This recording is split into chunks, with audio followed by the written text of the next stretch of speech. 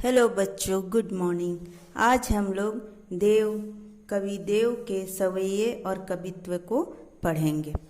तो सबसे पहले आज हम लोग कवि देव के बारे में जानते हैं। रीतिकालीन कवियों में प्रमुख स्थान रखने वाले कवि देव का जन्म सन 1673 में उत्तर प्रदेश के इटावा जिले में हुआ था। उनका पूरा नाम देवदत्त द्विवेदी था। अधिकांश रीतिकालीन कवियों की तरह ये भी एक दरबारी कवि थे। ये औरंगजेब के पुत्र आलम शाह के आश्रय में आए, परंतु वहाँ उनका मन ना रमा। आश्रय की तलाश में वे अन्य राजाओं के पास गए। उन्हें राजा भोगीलाल के आश्रय में ही सर्वाधिक संतुष्टि मिली। कवि देव ने उनके लिए ही रसविलास की रचना की, जिस पर प्रश्न हो आश्रयदाता राजा ने उन्हें लाखों की संपत्ति प्रदान की। कवि देव का संबंध अनेक आश्रयदाता राजाओं नवाबों से होने के कारण उन्होंने वहाँ आडंबरपूर्ण जीवन और चाटुकारिता को अत्यंत निकट से देखा था। उन्हें ऐसा जीवन पसंद न आया। इस कवि की मृत्यु सन 1776 में हुई। ये कवि जो हैं ये अपनी कविता ब्रज भाषा में लिखते हैं। और आज हम लोग कवि देवदत्त की सवैया पढ़ेंगे। इस पद में इन्होंने श्री कृष्ण के बारे में बताया है। उनकी सुंदरता का बखान किया गया है। इसमें उन्होंने श्री कृष्ण की सुंदरता का वर्णन अपने मन से, अपने हृदय से किया है, जो कि वो उनके इस सुंदरता को पूरी तरह से उस पे खो जाते हैं। तो चलिए पढ़ते हैं।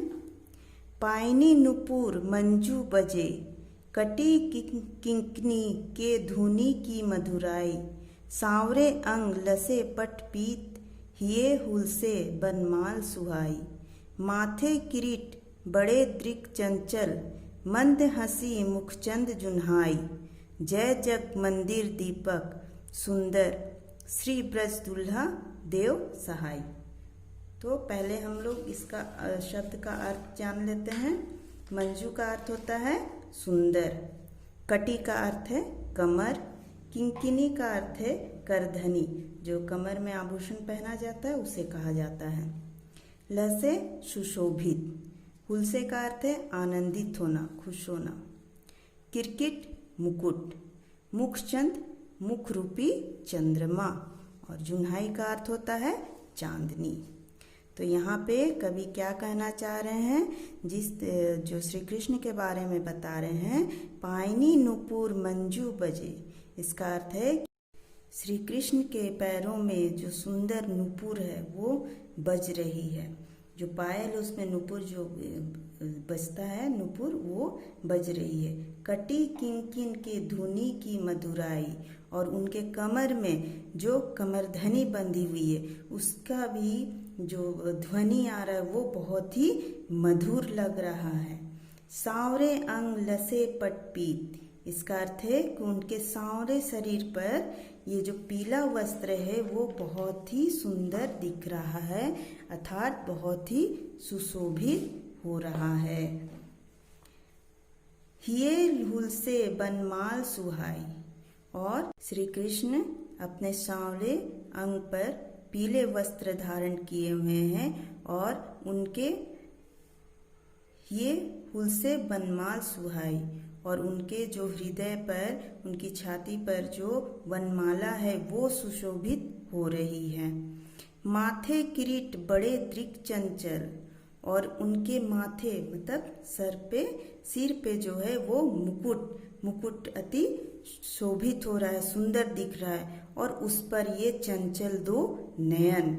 मंद हंसी मुखचंद जुन्हाई, उस पर जब वो श्री कृष्ण हंसते हैं तो उनकी हंसी किस तरह से लगती है, उनका मुख जो है, मुख चेहरा जो है, और उस पे ये हंसी जो है वो एक चंद्रमा की चांदनी जैसी लगती है। जय जग मंदिर दीपक सुंदर, श्री ब्रज दुल्हा देव सहाय। ये कैसा मानो कैसा प्रतीत हो रहा है, जैसे इस संसार रूपी में एक दीपक, श्री कृष्ण क्या है, एक दीपक का काम कर रहे हैं। जिस तरह मंदिर में एक दीपक रखने से वो पूरे मंदिर को उजाला कर देता है, उसी तरह श्री कृष्ण जो है वो पूरे संसार के लिए एक दीपक के समान है, जो अपने उजाला से सबके कष्ट को हर लेते हैं। श्री ब्रज दुल्हा देव सहाय, यहाँ कवि कह रहे हैं कि जिस प्रकार चांदनी रात की चंद्रिकाएं बिखेर रही हैं, वे संसार रूपी मंदिर में दीपक के समान सुंदर लग रहे हैं, और ऐसा लग रहा है मानो ब्रज के दुल्हा श्री कृष्ण कवि देव के सहायक हैं, उनकी सहायता करते हैं। श्री कृष्ण सभी की सहायता करते हैं। जिस तरह कवि को प्रतीत हो रहा है, जिस तरह वो मेरी सहायता कर रहे हैं, उस तरह ये दीपक की तरह सभी को रोशनी दे रहे हैं और सभी की सहायता कर रहे हैं। अब हम लोग दूसरा पद पढ़ेंगे, कवित्व। यहाँ पर कवि क्या कहना चाह रहे हैं, कवि यहाँ पर प्रकृति की सौंदर्य को दर्शा रहे हैं, और जो ऋतु हमारे यहाँ कितने 6 ऋतुएं हैं, तो उसमें से जो सबसे ऋतुओं का राजा कौन है, बसंत। तो ये बसंत ऋतु के बारे में बता रहे हैं। जिस तरह से बसंत ऋतु, शीत ऋतु के बाद जो बसंत ऋतु आता है, तो उसमें क्या होता है, पूरा संसार हर्षोल्लास से भर जाता है। तो बसंत ऋतु क्या है, ऋतुओं का राजा है।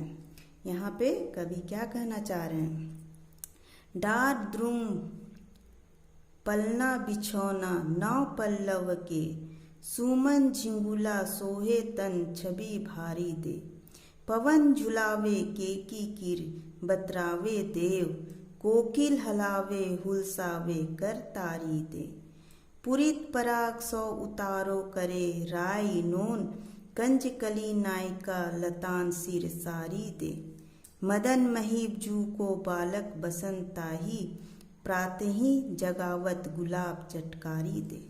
यहाँ हम लोग इससे पहले अर्थ समझ लेते हैं।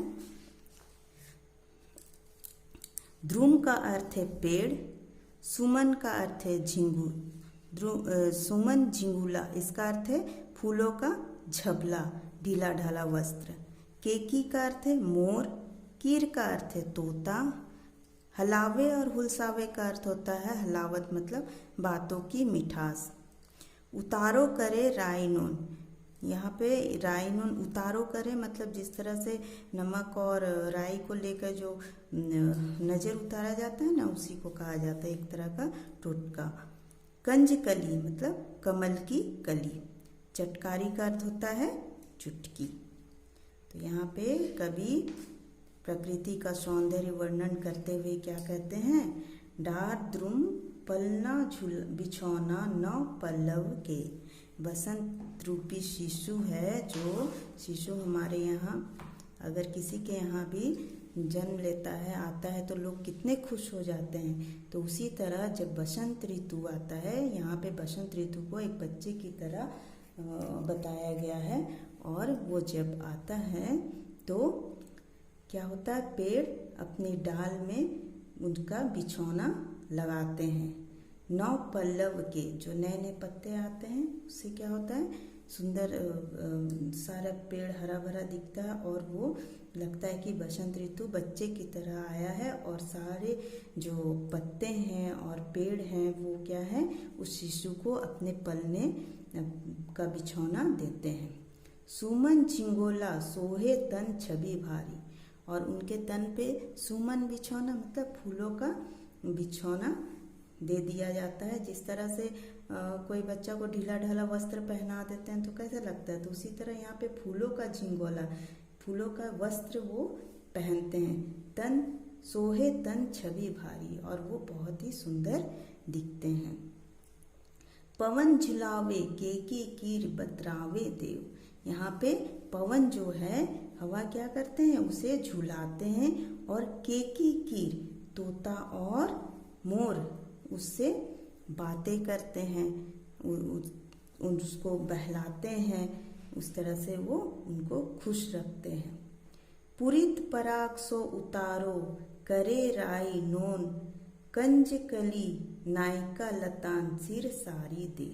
यहाँ पे कवि क्या कहना चाह रहा है कि जो कमल है, कमल वो लताओं से ढकी हुई है और वो आकर क्या करती है, लताओं से ढकी है तो कैसा लग रहा है, मानो कोई स्त्री अपने सर पे आंचल लेकर वो अपने पराग, मतलब इसका अर्थ है कमल के जो पराग हैं, जो उसके रस है, उससे क्या कर रही है, बसंत बालक का नज़र उतार रही है। किस तरह से, जैसे कोई स्त्रियां अपने शिशु के नज़र उतारती तो क्या करती है, राई और नून, नमक और राई लेके उसका एक ग्रामीण क्षेत्र में अधिक होता है, इस तरह से नज़र उतारती, एक तरह का टोटका करती हैं। तो वो क्या करें, कमल लता की साड़ी पहनकर वो अपने जो पराग है उससे ये कर रही है।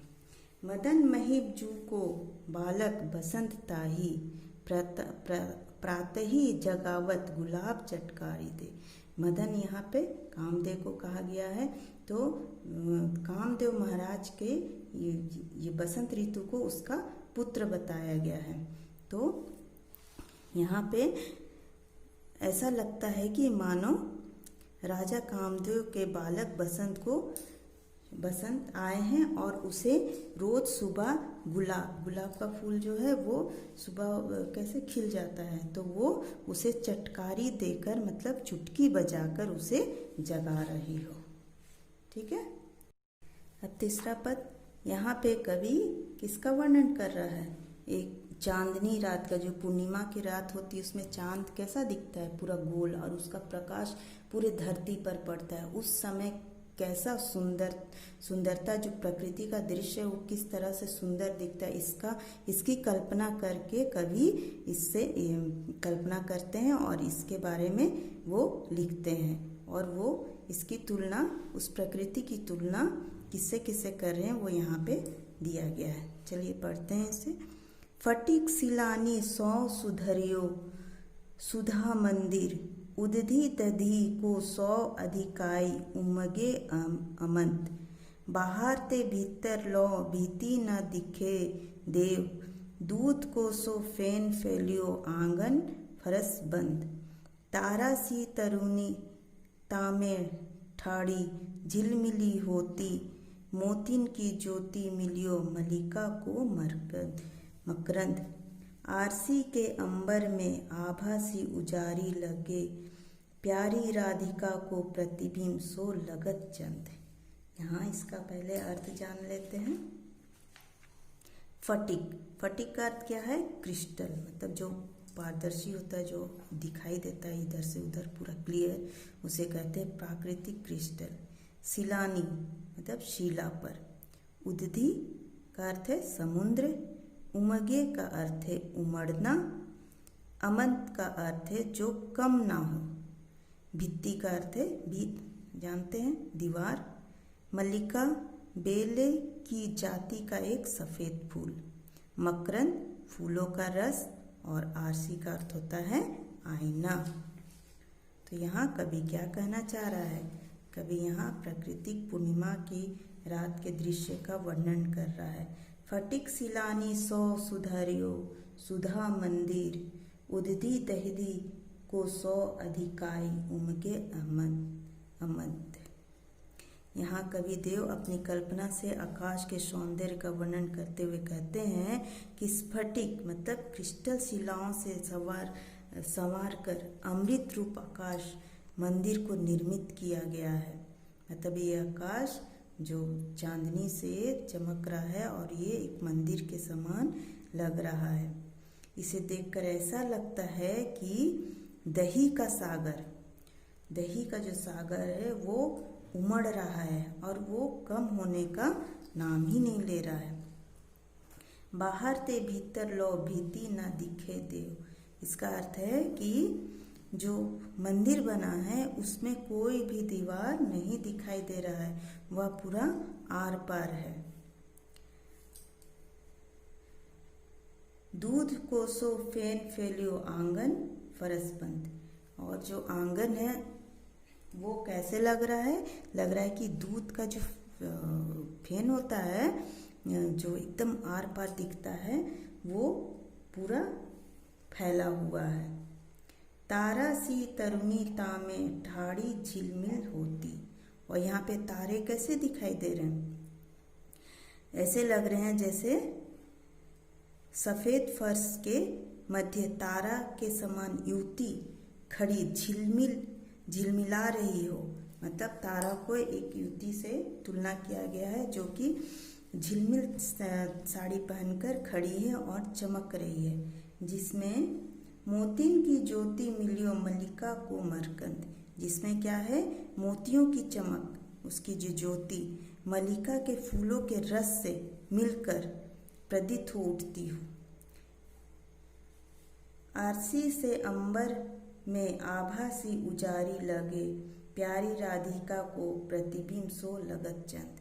यहाँ कवि कह रहे हैं कि इस तरह जो ये है दृश्य जो है वो कैसे दिख रहा है?